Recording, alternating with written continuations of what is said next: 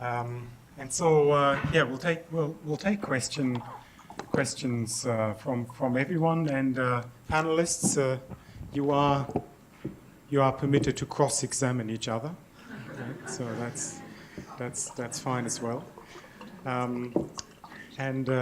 Maybe just while we're on the lookout for questions, just signal me if you want to ask a question. I'll keep an eye on everyone. Perfect, thank you. Let me start off with a question. And Olivia, when you say, in your modelling, you've got a 45-year rule, right? Is that to be taken literally? I mean, is that the policy proposal for any power station to be mandatorily shut down when it reaches 45 years of age, or is there meant to be more flexibility in the system you're proposing? Let's swap mics. Okay. So a couple of parts of that. There's what we modelled, and there's how flexible would be what we would actually support. In terms of what we modelled a 45-year limit for units of power stations, so that if your unit, because obviously they're often commissioned over a period of years, so we closed them down on a per unit basis. And we actually allowed in our modelling the possibility of retrofitting with CCS, but it turned out not to be economic.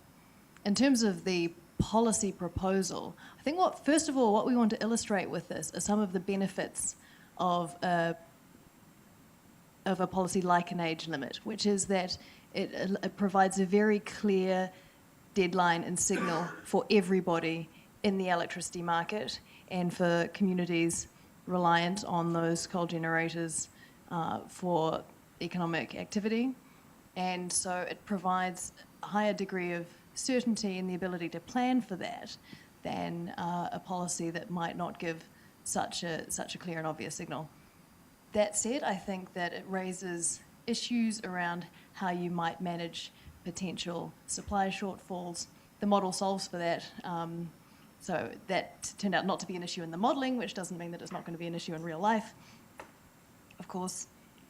So I think that obviously you would want to investigate options to add in a greater degree of flexibility. But I don't want to say that the idea of an age limit isn't a good one, because I think it just makes a lot of sense. I mean, almost just from the basic intuitive point that these things are getting old. They're going to need to be replaced. We replace old, inefficient assets all the time with better ones. No emissions intensity limit? Yeah, no. Keep taking up your suggestion of challenge. I could do a survey of people in the room, but the idea that you'd be compulsory retired at the age of 45 might be something that a few amongst you might like to either volunteer. Well, that's exactly where does the money come from? Exactly. And that comes to my second point, Salim, and that is that around the world we have all this energy infrastructure. It wasn't built to last 45 years. It was built to last as long as it will last and continues to provide low cost and reliable electricity. But we've now got this extra problem of sustainable electricity. And how do you grapple with those? And I think that the suggestion that these weren't designed to last 45 years is just wrong.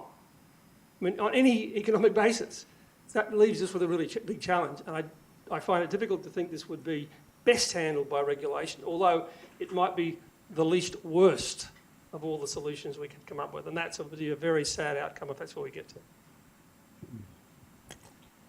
Steve? No? Fine. I've got a question. My name's Felicity Wade. My question, I think, goes from the question asked before, which was obviously with Alinta closing in South Australia, and correct me if I'm wrong, but I think there's been some perverse outcomes because now we're pumping more dirty electricity out across from Victoria to South Australia when the wind doesn't blow. So my question is, since we're all against centralised planning these days, will the market be smart enough once we start taking these generators out to have the solar thermal plant or whatever sitting there ready to turn on as they go, and how are we going to manage that? I like the way we're jumping to how we could make it work. There is a perverse outcome of any individual closure, which is that, especially when you're in a situation where there's surplus capacity, every time you take out a unit, it makes life easier for the others.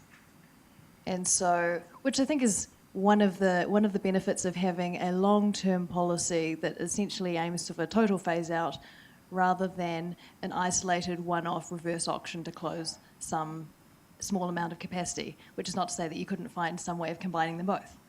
In terms of the market's smartness, we actually included within that 45-year limit policy an emissions performance standard for new generation, so that anything coming in had to be clean. So that would be one way of doing it.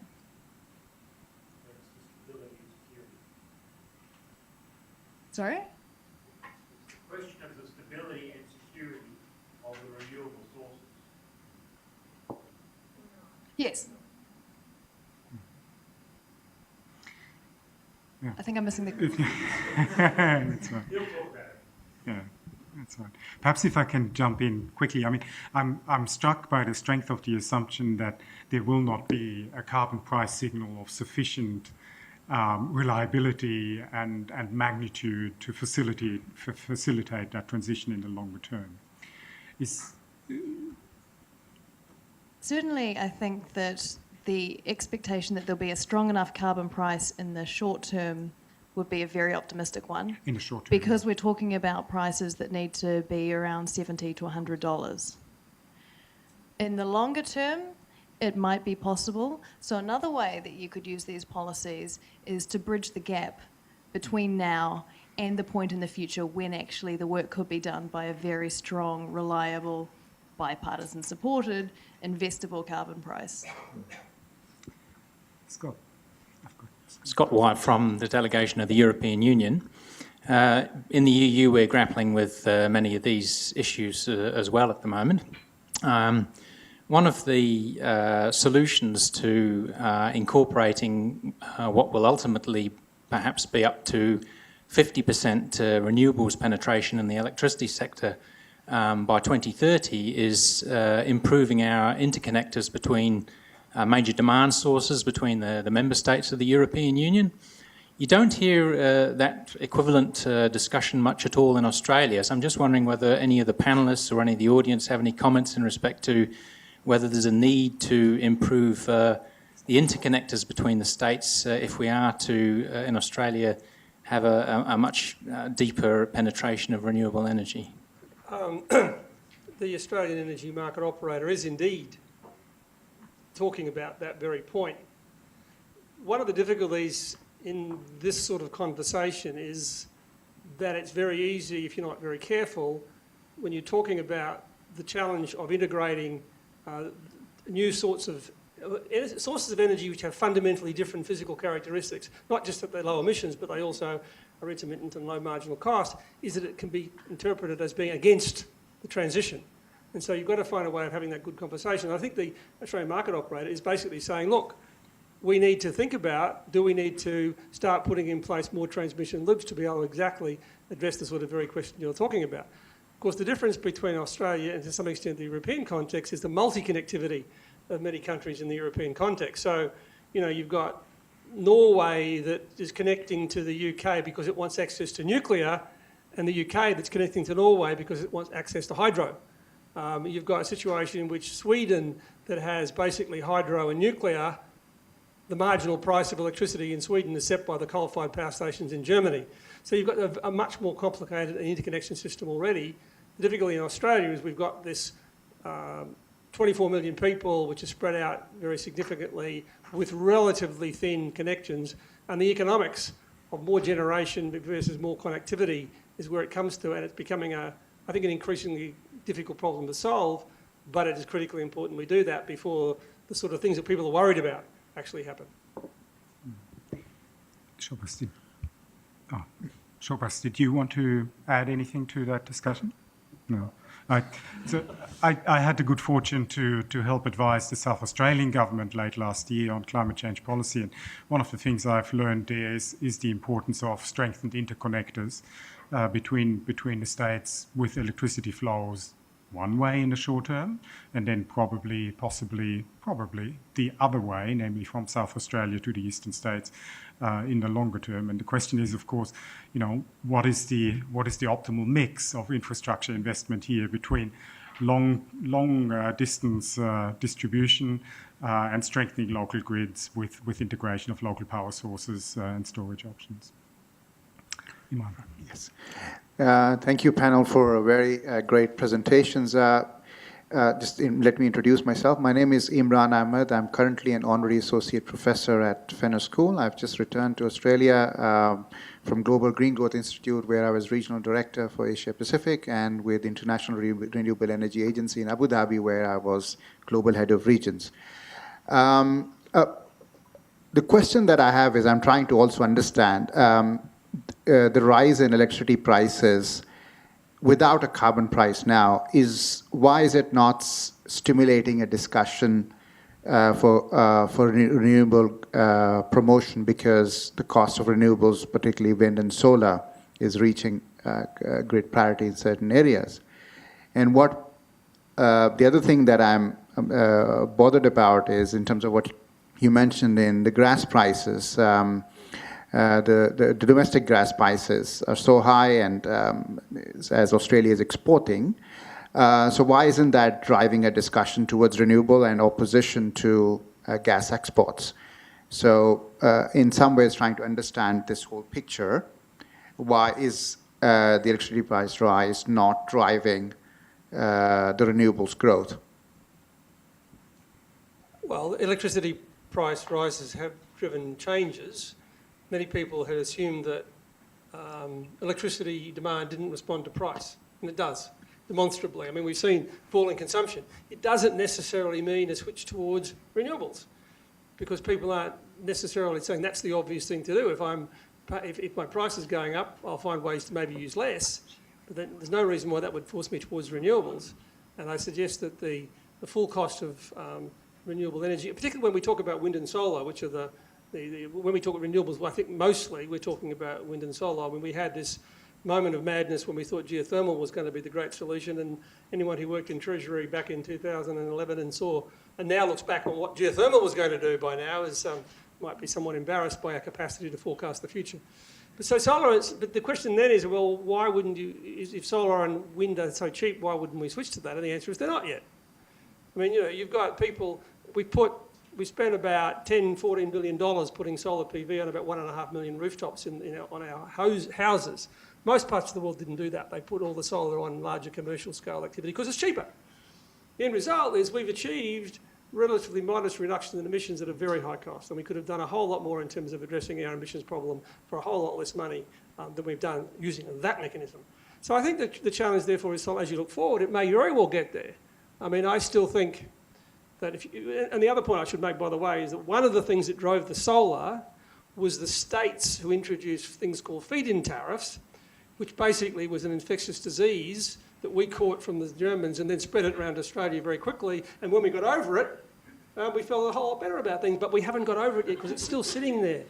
What's happening is, for example, in Queensland, if you've got this solar feed-in tariff in place, you've got a deal till 2028 to sell your electricity at twice what you're buying it for.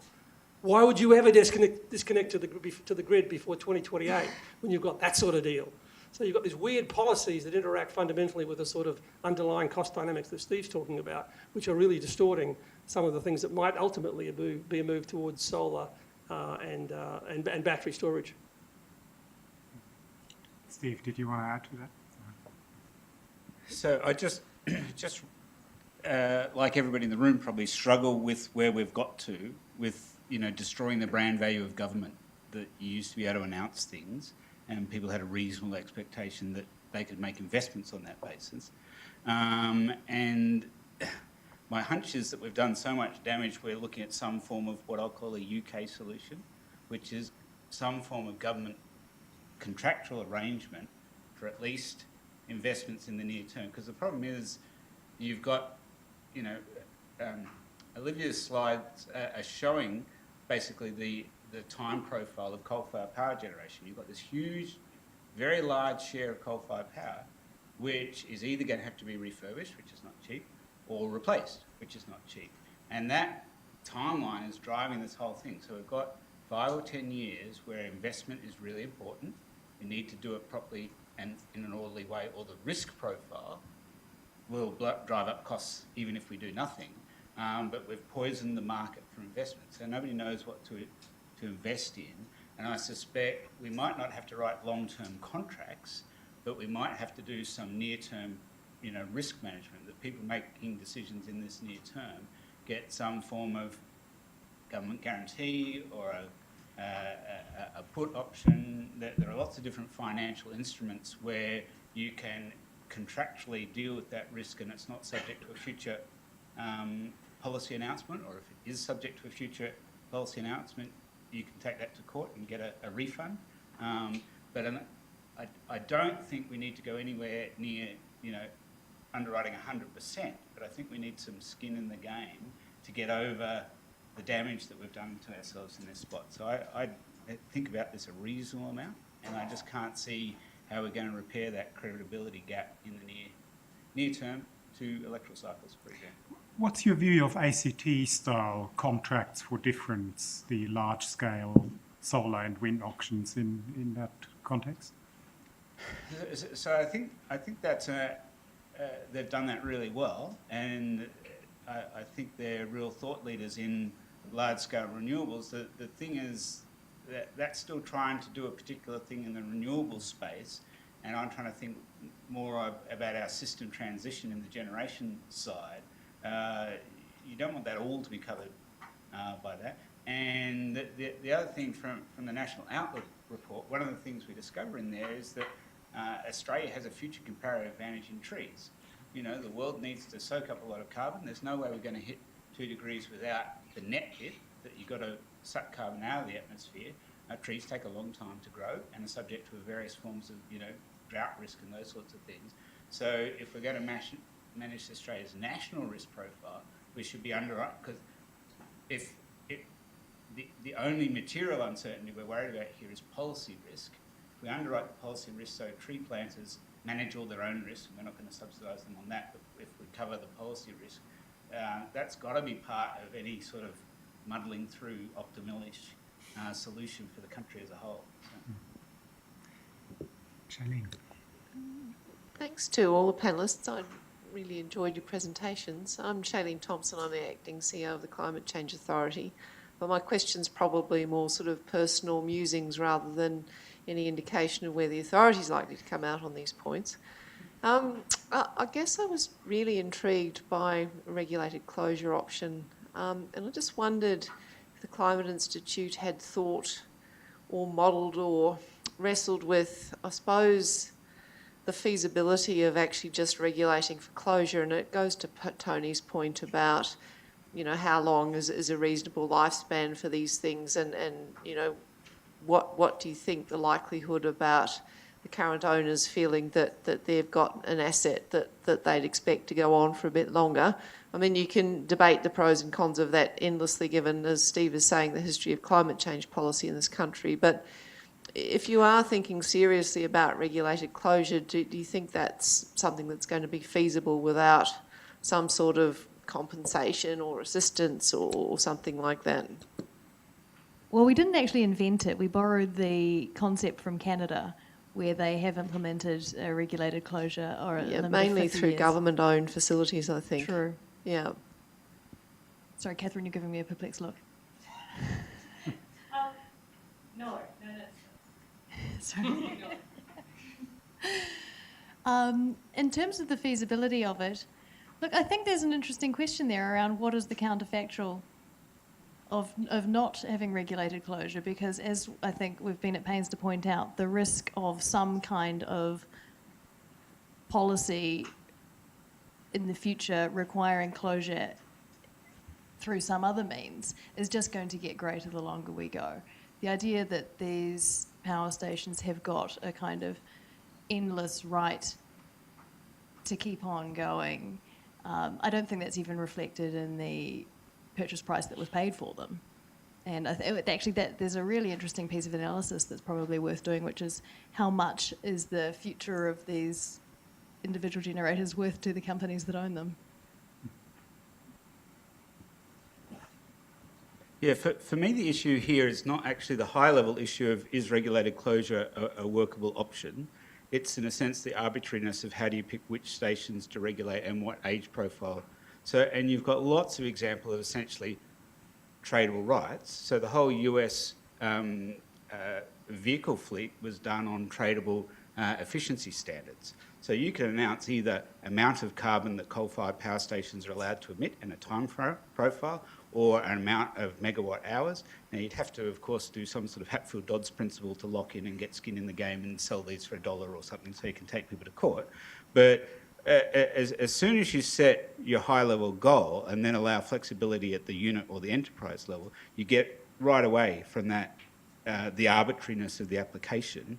And if, I mean, it's like the ET scheme debates that we had, 6 or 8 years ago.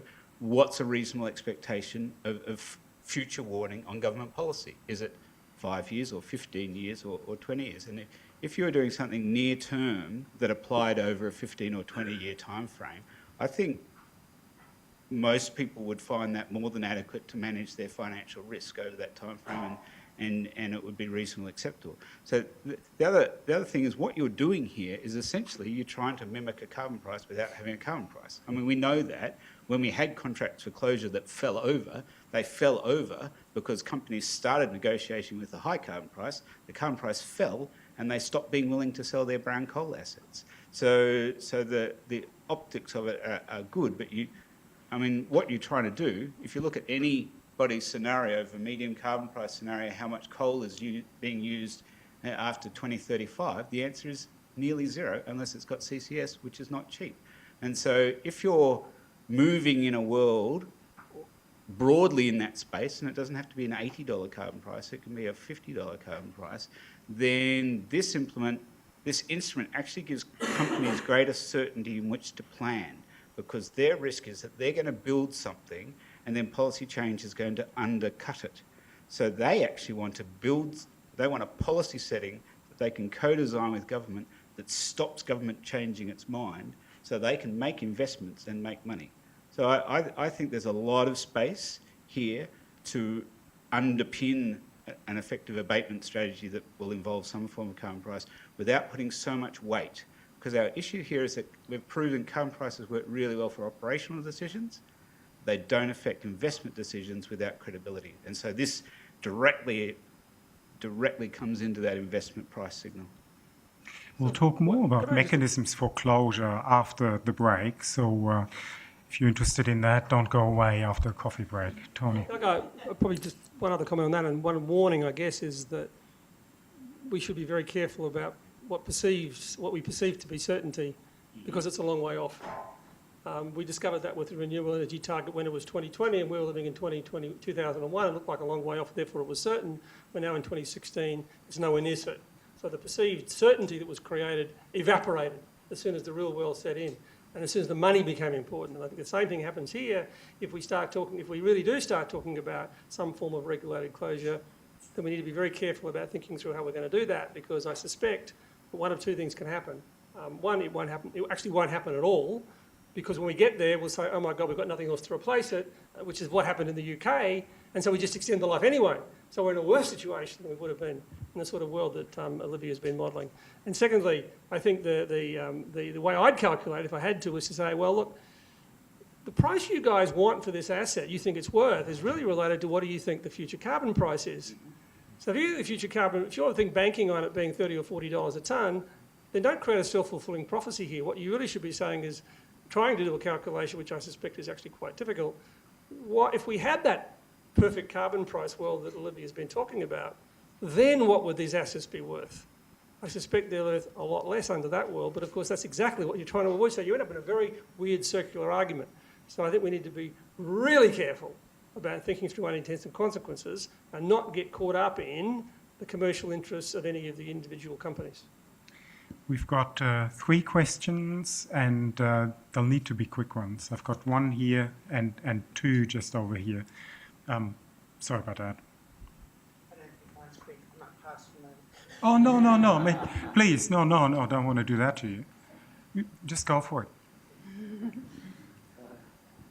I'm back where Frank was advising the South Australian government, and I suppose this question is to Tony, what options would we have if we had a better governance mechanisms for the decisions about building interconnectors and sending power in both directions, and how much battery storage the South Australian government gets its people to invest in, and all that kind of stuff. I gather they're under fairly severe constraints at the moment, but if we had a national kind of governance structure, what sort of decisions would we be able to make that we can't make now? The key to brevity is, of course, in the answers rather than in the questions. Well, I guess one that, if we'd had that, one thing that would not have happened, I would suggest, is the high take-up of solar. We wouldn't have had the very attractive feed-in tariffs and so on and so forth. So that wouldn't have happened. The renewable, the winds component almost certainly would have done under the renewable energy target, but I think personally the renewable energy target is one of the worst pieces of public policy we've seen in the last 30 years. In terms of generating a completely predictable, with hindsight, outcome. And as a result, we're now seeing this train wreck being caused by the renewable energy target, I would suggest. And that sounds a bit heretical in terms of are we really committed to reducing emissions? So I think the problems are where we have policies that aren't thought through and the unintended consequences aren't thought about. That's where we get to it. I think what we need to do is while we're grappling with this, is almost start again in a sense, which is what we're doing. We're going to start from where we are, but start to put together some policies that might actually start to provide a little bit more confidence about where this is going to go next, and not simply pull a policy from some other part of the world that might have worked sort of there, but by the time we do it, pretty bloody obvious, they're walking away from it. I would just add to that obviously we have to start from where we are, but what I think would be really useful is if we can develop much broader agreement on what it is that we're trying to go for. Like, where are we trying to go? What does that look like? And is there actually broad-based agreement right across the electricity sector of what is, are we going for net zero emissions by 2050? Can we agree on that? Can we agree very broadly on what that looks like, and therefore what the kind of timing of that pathway is going to involve? I've got 3 questions, I think, just in that neck of the woods, or maybe they're 2. I think you can just have a local solution of it. Sure. Craig Memory from Energy Consumers Australia again. The question I was going to ask got answered, so I'll throw in a different one. So, Tony, you noted the issue of having the energy-only market that we have at a wholesale level, and I suppose there might be a deeper issue there, which is it's also a generation-only market, whereby only generators get paid for producing energy, and there's no payment that gets made to consumers who can reduce their energy at peak times. I was wondering if you or any of the other panellists have a view on whether demand response might actually have a role in alleviating the impact of volatility in the wholesale market in a way that allows better integration of renewables. Certainly, to make it short, the answer is yes. What it might look like, but I mean, yeah, absolutely. There's no reason at all why that shouldn't happen. Some of the things that have to be done, of course, particularly household level disaggregation, the issue of cost-effective pricing to make it valuable to be able to value electricity different times of the day. But and I think also a lot of the demand response stuff is sometimes undercosted. But I think the reality should be that absolutely we should be using the market more dynamically in that sense.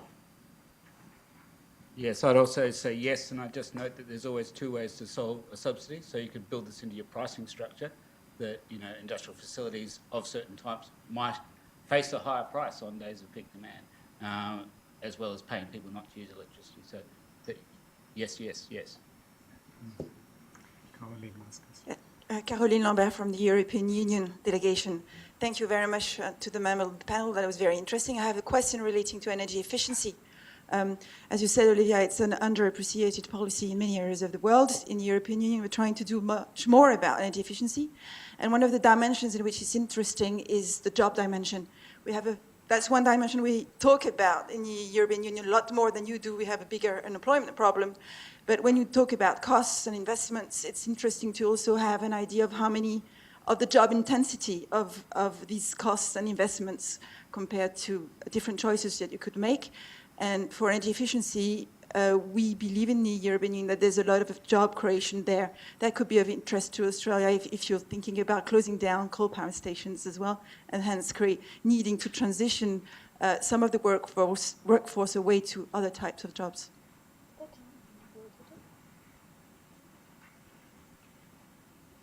Looks like we're taking that as a statement. No? Oh yeah, I'll say broadly, unfortunately we didn't have the capacity to also model job impacts. Yeah. But, you know, energy efficiency, the National Energy Productivity Plan is actually an area where there is policy going forward. It's got a lot of, speaking of levers, there are a lot of levers in that, and I encourage everybody to help make that plan as ambitious as it possibly can be.